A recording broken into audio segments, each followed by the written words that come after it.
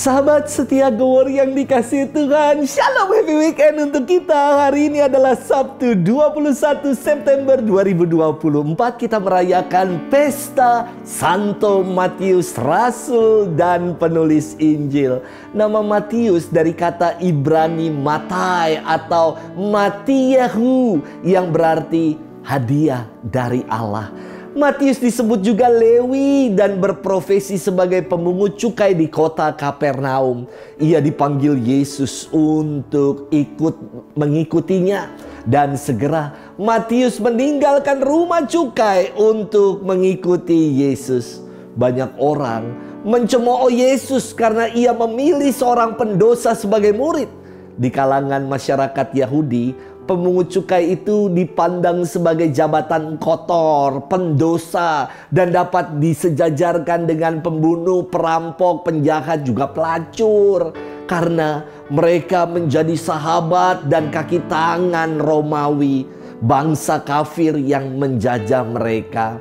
Namun, Yesus justru merangkul mereka yang berdosa, yang sesat, untuk menjadi pembawa kabar sukacita. Kisah panggilan Matius ini akan kita renungkan dalam firman hari ini. Sebagai seorang pemungut cukai, Matius adalah seorang yang terpelajar. Ia dapat berbicara dan menulis dalam aneka bahasa, secara khusus bahasa Yunani juga Aramaik.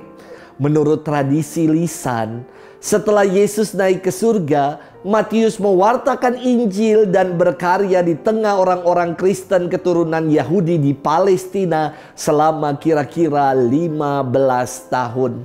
Selama itulah ia menulis Injilnya yang berisi pengajaran dan kesaksian tentang Yesus kepada orang-orang Kristen keturunan Yahudi. Injilnya ditulis kira-kira antara tahun 50 sampai 65. Dalam Injilnya, Matius menegaskan bahwa Yesus dari Nazaret adalah benar-benar Mesias yang dijanjikan Allah. Maka lambang Injil Matius adalah manusia bersayap. Ia membuka Injilnya dengan memaparkan silsilah Yesus Kristus, mulai dari Abraham sampai dengan Bunda Maria yang melahirkan Yesus.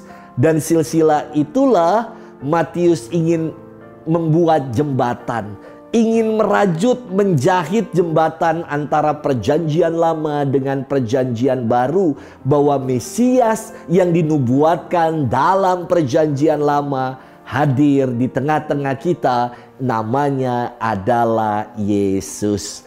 Injil Matius diletakkan di awal perjanjian baru. Itulah sebabnya Injil Matius diletakkan di awal perjanjian baru.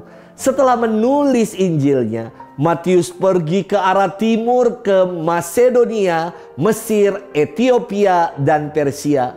Konon ia wafat sebagai martir di Persia. Hari ini kita akan bersama-sama merenungkan firman Tuhan yang diambil dari Injil Matius 9 ayat 9 sampai dengan 13. Mari kita siapkan hati kita. Haleluya, haleluya, haleluya. Allah Tuhan kami, Engkau kami puji, dan kami muliakan kepadamu lah paduan para rasul bersyukur. Haleluya, haleluya, haleluya. Tuhan bersamamu dan bersama rohmu. Inilah Injil suci menurut Matius, dimuliakanlah Tuhan. Pada suatu hari Yesus melihat seorang yang bernama Matius duduk di rumah cukai. Yesus berkata kepadanya, "Ikutlah aku." Maka berdirilah Matius lalu mengikuti dia. Kemudian ketika Yesus makan di rumah Matius, datanglah banyak pemungut cukai dan orang berdosa makan bersama-sama dengan dia dan murid-muridnya. Melihat itu berkatalah orang-orang Farisi kepada murid-murid Yesus, "Mengapa gurumu makan bersama dengan pemungut cukai dan orang berdosa?" Yesus mendengarnya dan berkata, "Bukan orang sehat yang memerlukan tabib, melainkan orang sakit. Maka pergilah dan pelajarilah arti firman ini. Yang ku kehendaki ialah belas kasihan dan bukan persembahan. Karena aku datang bukan untuk memanggil orang benar, melainkan orang berdosa. Demikianlah sabda Tuhan. Terpujilah Kristus. Sahabat setia Gowori yang dikasihi Tuhan, Shalom. Suatu kali dalam acara kebersamaan dengan orang-orang muda Katolik, saya pernah diminta untuk memberikan pesan-pesan bagi orang muda. Lalu saya katakan kepada teman-teman muda bahwa panggilan mengikuti Tuhan bukan saja tentang panggilan hidup berkeluarga, tetapi juga panggilan untuk mengikutinya, yakni panggilan untuk menjadi imam, biarawan, ataupun biarawati. Karena saya ingat sekali ya, dalam benak orang muda, mereka cuman ada tujuan hidupnya itu cuman ada 3K, yang yakni lulus kuliah K yang pertama, kemudian kerja dan jadi kaya, dan K yang terakhir kawin. Ya ampun, jangan dilupakan ada K yang lain, yakni Kristus yang juga memanggil teman-teman muda untuk mau mengikutinya dalam panggilan khusus menjadi imam, biarawan, biarawati.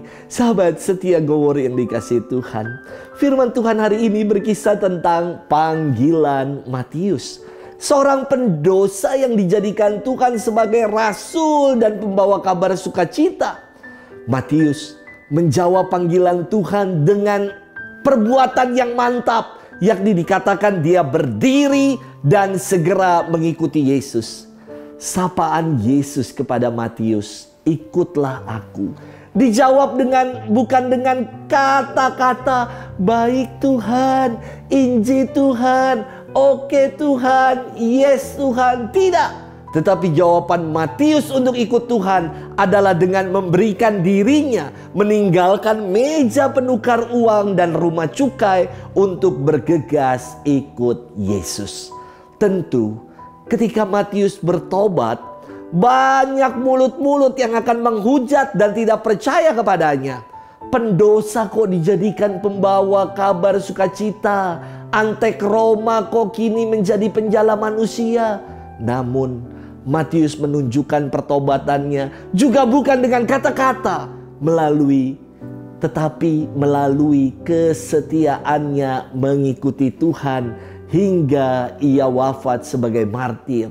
Dan Matius pun dengan setia menuliskan kisah-kisah Injilnya yang sampai dengan hari ini Injil Matius masih tetap kita baca dan renungkan. Sahabat setia Gowori yang dikasihi Tuhan, namun Matius menunjukkan pertobatannya bukan dengan kata-kata, tetapi melalui kesetiaannya mengikuti Tuhan hingga akhir hayatnya. Dan Matius juga setia menulis Injil bagi para katekumen, bagi para orang-orang Kristen keturunan Yahudi. Jawaban atas panggilan Tuhan bukan hanya dengan kata-kata. Ungkapan pertobatan Matius juga bukan dengan hanya bicara, tetapi melalui kesaksian nyata hidup, melalui perbuatan kesehariannya. Sahabat setia Gowori yang dikasihi Tuhan, Yesus pun memanggil kita untuk mengikutinya. Mengikutinya berarti kita mau meninggalkan jalan dunia untuk turut serta berjalan bersama dengan Tuhan. Dan berjalan bersama dengan Tuhan akan membawa kita pada keselamatan. Sudahkah kita mau memenuhi panggilan Tuhan, meninggalkan hidup dunia kita, sepenuhnya hidup kita mau kita arahkan pada Tuhan semata. Selamat bermenung dan Tuhan memberkati kita selalu. Dalam nama Bapa dan Putra dan Roh Kudus. Amin.